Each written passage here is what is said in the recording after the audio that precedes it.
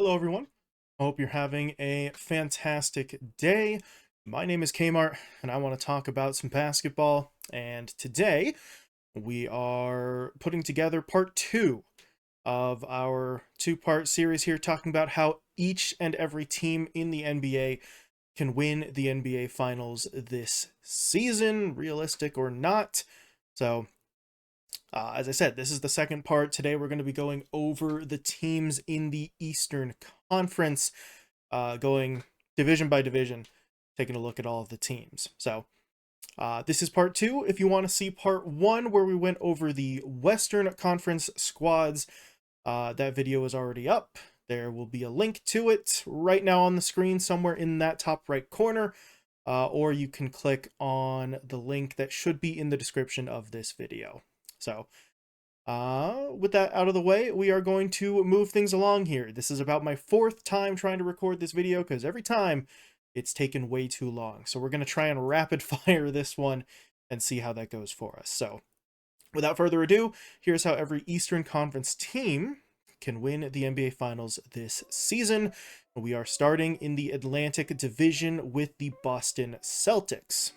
For the Celtics, step one, the defense holds up and stays strong despite losing both Marcus Smart and Grant Williams. The Kristaps Porzingis trade works in their favor. Porzingis plays well, and everybody in terms of their core stays healthy. And the final point, Jaylen Brown doesn't suddenly forget how to play basketball after getting his massive contract extension. So the Celtics kind of traded a little bit of their depth for more star power. Now those stars have to stay healthy and meet expectations. Team 2 in the Atlantic Division is the Brooklyn Nets. For the Nets, they need a couple of things. First and foremost, Ben Simmons needs to return, both 100% healthy and 100% mentally focused, and needs to get right back to all-star levels of play and really just slot right into this team's starting lineup. Mikal Bridges needs to have, frankly, one of the greatest two-way seasons in NBA history. Has to become an elite level scorer while also still spearheading a defense that at least cracks the top 10 here in Brooklyn. Step 3, Nick Claxton remains healthy, continues to contribute, and gets some sort of help in the front court from anyone, really. The Nets have guys like Royce O'Neal, Dorian Finney-Smith, Noah Clowney, Whitehead, Baisley, Duran Sharp, a bunch of dudes in terms of potential big men, but one of them needs to turn that potential into actual contributions so that Claxton isn't working by himself down low. And the final point here for the Nets is one of Dinwiddie, Johnson, or Thomas needs to become a relatively reliable and consistent third option. Right? Doesn't need to do crazy things with guys like Simmons and Bridges and Claxton holding up, but needs to be relied upon decently well. But that does it for the Nets. We'll move things along to the New York Knicks. First and foremost, for the Knicks, Jalen Brunson and Julius Randle need to continue to play at basically all-star caliber levels. RJ Barrett finally needs to show us that he can sort of score efficiently and play up to his own contract extension here. Basically need him to join Brunson and Randle in all-star territory and form a sort of big three between the three of them. In terms of the defensive side of the ball, Coach Tom Thibodeau needs to somehow convince every single member of this team's core to improve significantly on the defensive end, because the Knicks were not exactly an elite level defense previously. And the final point here for the Knicks, the team doesn't suddenly lose the ability to reliably shoot threes in the playoffs again. They maybe weren't the best sharpshooting team in the regular season, but in the playoffs it dipped below 30%, and you're not really going to take too many series shooting that poorly. But that is it for the Knicks. We move things along here to the Philadelphia 76ers. For the 76ers, step 1 is the Harden trade getting resolved in some fashion. Either A, James Harden gets traded for some sort of all-star player, or B, getting a little darker, the 76ers decide to ritualistically sacrifice Daryl Morey, thus appeasing James Harden and enabling him to average 25 plus points per game and lead the league in assists again through some sort of weird blood magic shenanigans.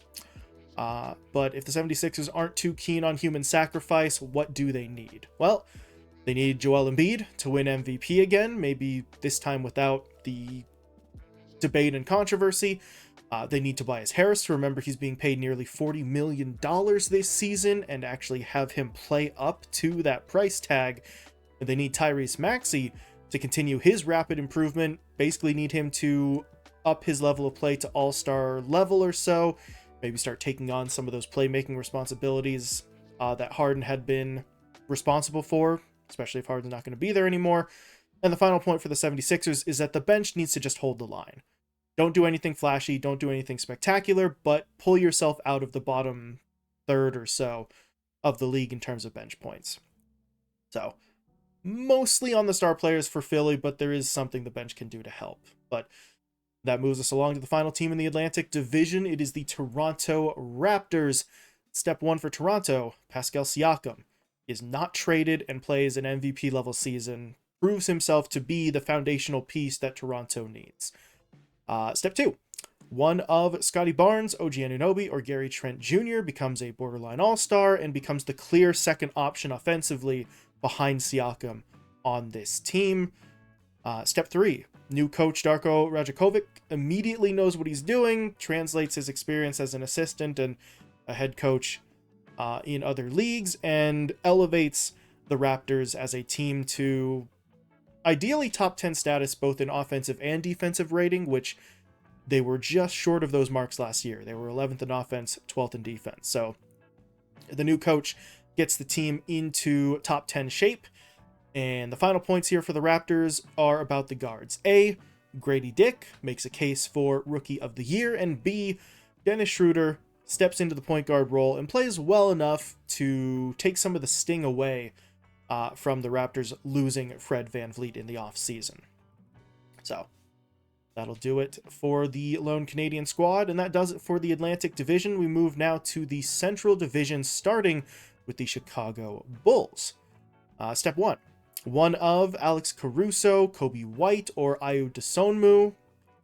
I guess we can also maybe throw the recently acquired Javon Carter onto that list as well.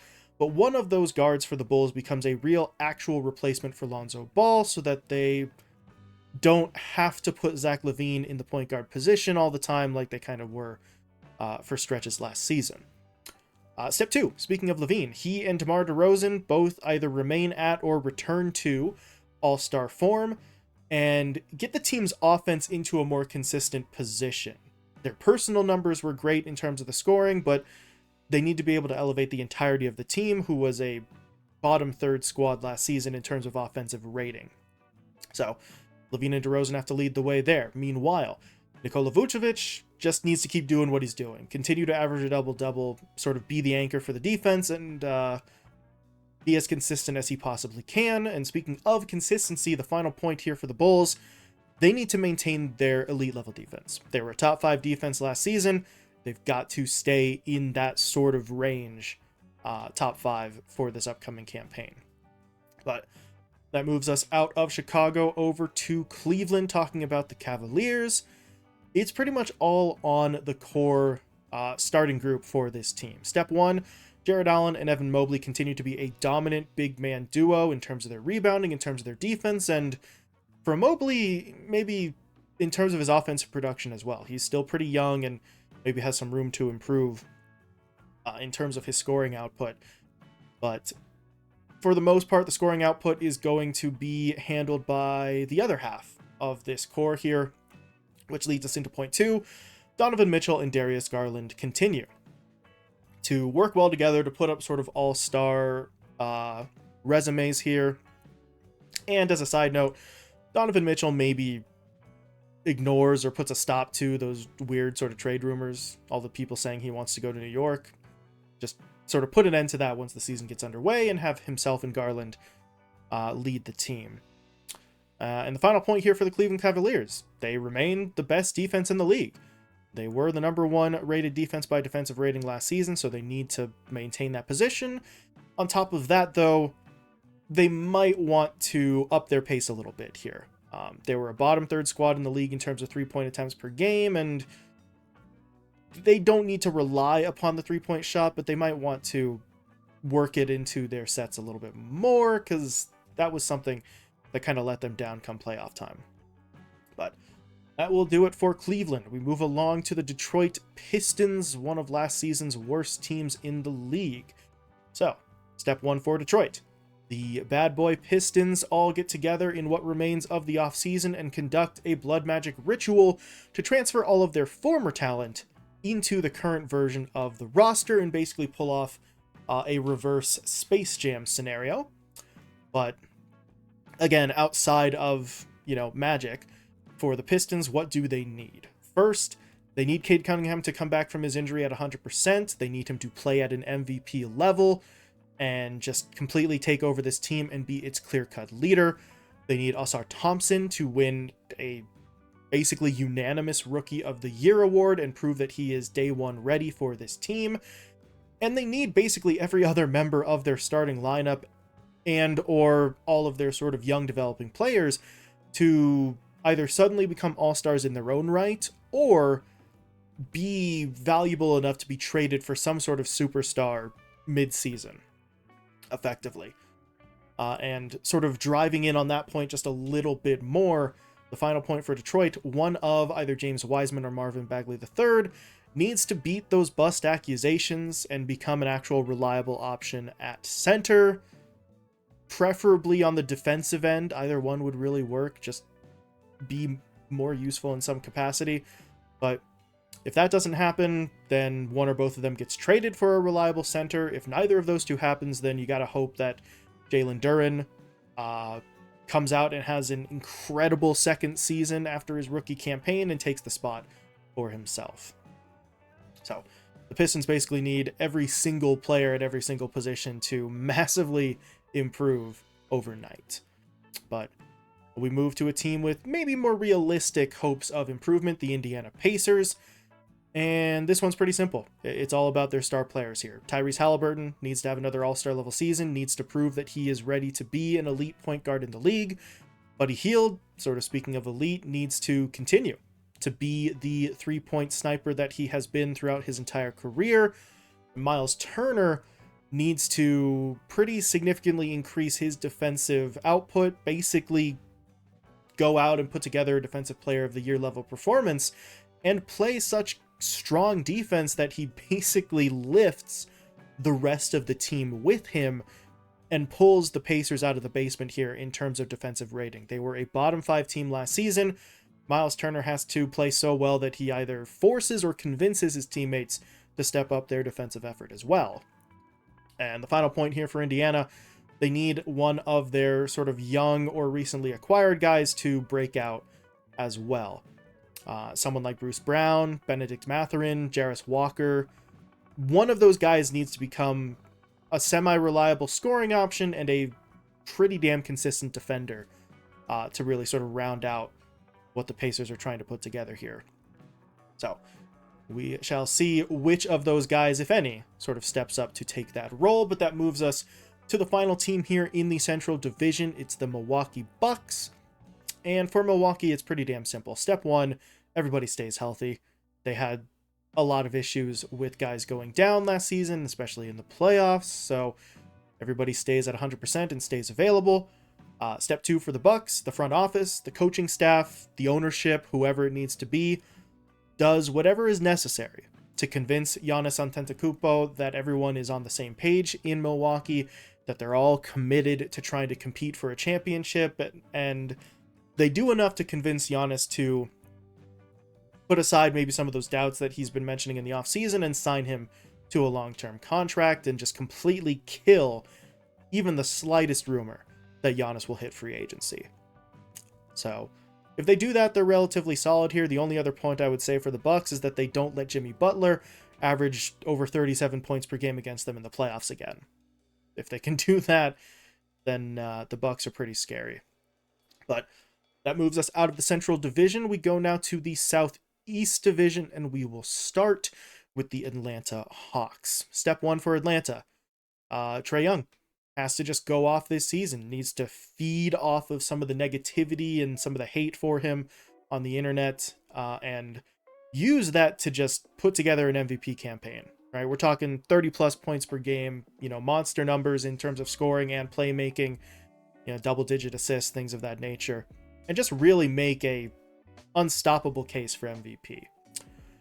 Step 2 for the Hawks is the removal of John Collins works in their favor and sort of frees up the offense in the way that people were hoping for, taking his touches away and redistributing it to guys like Young and DeJounte Murray allows both of them to play at an all-star level and become basically a hyper-efficient scoring machine, right?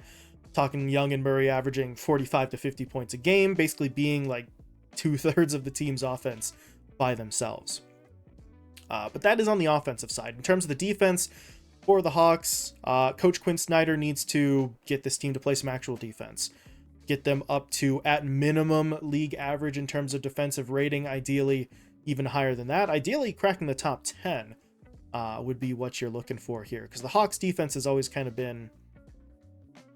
It's been there at times, but it's inconsistent. So the Hawks need that to go their way. And finally, they need DeAndre Hunter to step up and really figure out his role here. They need him to become effectively a third part of a Trae Young, DeJounte Murray, DeAndre Hunter trio that just dominates opponents offensively. If they have the firepower to just sort of run teams over, that helps with the previous point as well. The defense obviously needs to improve, but won't need to be absolutely elite if that trio is scoring enough points to sort of take some of that pressure off. So that is it for the Hawks. We'll move along now to the Charlotte Hornets. Step 1 for the Hornets gets a little unrealistic once again, but after selling his stake in the team, Michael Jordan uses his newly acquired money from the sale to physically de-age himself back to his prime, comes back to, Jordan, Bulls Jordan level, and just plays for the Hornets himself, pulls a Thanos and just says, I'll do it myself. But outside of de-aging Michael Jordan and or traveling back in time or whatever, how do the Hornets win with what they've got? Step 1, LaMelo Ball has to become one of the greatest players in the league. Continue to improve, play at an all-star level or above, and really just become a top 3, top 5 point guard in the league in terms of his statistical profile. Step 2, Brandon Miller needs to win Rookie of the Year, needs to show that he's basically ready to be a consistent starter for this team from the very first day of his first season. Point 3, the Hornets need some help from the guys that they've previously brought in. Guys like Terry Rozier, Gordon Hayward, Miles Bridges. They all need to get back to their previous forms. Maybe not as strong as they were at their absolute primes, but they need these guys to be consistent contributors, especially with someone like LaMelo sort of setting the table for them. They got to stay healthy and be relatively consistent. And the final point for the Hornets here is the center position, because that's a little bit strange for them. Either Mark Williams goes out and wins most improved player in just his second season and becomes a high-quality starting center. They get PJ Washington to maybe play a position down because he's normally a 4. They need him to play the 5. Or the team just fixes the problem by going out and trading for someone that they can rely upon in that center position. One of those 3 has to happen. But with that in mind, we move further south here, taking a look at the Miami Heat. Step 1 for Miami is that the Damian Lillard trade is finished in some way. Right? I don't really care which way it is at this point, whether they actually trade for Lillard or they just call the whole thing off, but it's gotta stop. It has to reach a conclusion. It's been like 3 months now, and there's been zero progress of any significant nature towards making this deal happen. So, figure it out, Miami, one way or the other. But in terms of on-the-court stuff for Miami, they really just need guys to remain consistent. Jimmy Butler has to continue to be a monster, push for MVP, prove that he could take his playoff performances and make it happen over a whole season for Miami. Bam Adebayo kind of has to do the same thing. Obviously, I don't expect him to be competing for MVP, but go out there, score consistently, average a double-double if you can, maybe garner some Defensive Player of the Year votes as well, depending on the circumstances, and be the clear number 2 option behind Butler for this Heat team across the whole season. And the final point for Miami, they need some of their bench guys and some of their young guys like Huckies Jr. and Jovic, to really come through for them, to prove that they're ready to contribute, to embody that next man up sort of mentality, and take the place of guys who have left like Max Strus and Gabe Vincent, that they both lost in free agency. So those are holes in the lineup that need to be filled, and the next guys up on the depth chart need to prove that they're ready to do so. But with that in mind, we move to the other Florida squad here, the Orlando Magic. Step 1 for Orlando is that they learn how to use real, actual, genuine magic to make all their players better and make the opposing teams in the league all suck. Because other than that, it's not super realistic. But if we were going to look at how they would do it, it's a pretty long list. Step 1, though, has to revolve around Paolo Banchero. He's got to follow up his Rookie of the Year campaign last season with a straight-up MVP performance this year. Needs to become an elite scorer, and also needs to be one of the better defenders in the league as well. So, Banchero's got to lead from the front. Meanwhile, one of the team's guards, doesn't really matter which one, whether it's someone they have already like Markelle Fultz or Cole Anthony, or Jalen Suggs, or if they go with maybe one of the recently drafted guys like Black or Howard, doesn't matter. But one of those guards needs to prove that they're ready to go and needs to emerge as a second option, a borderline all-star to work with Banchero. And in a similar vein, they need either, well, I guess it could be anybody, but I'll narrow it down to either Franz Wagner or Wendell Carter Jr.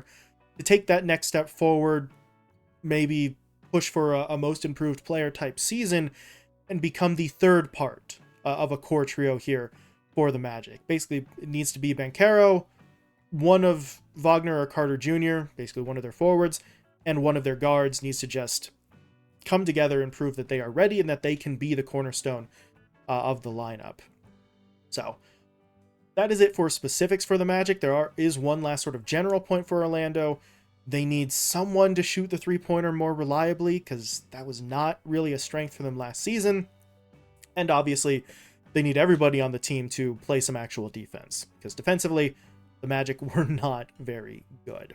But we move along to the final team on the list. We go from one Magic-oriented squad to another in the form of the Washington Wizards. And much like the Magic, the Wizards need to rely on actual sorcery. The Wizards need to find and employ a real actual wizard to cast spells to help their team win, because otherwise it's not a very realistic scenario. But outside of magical interference, for the Wizards to have a shot at a title, step 1 is that Jordan Poole has to become an absolute monster.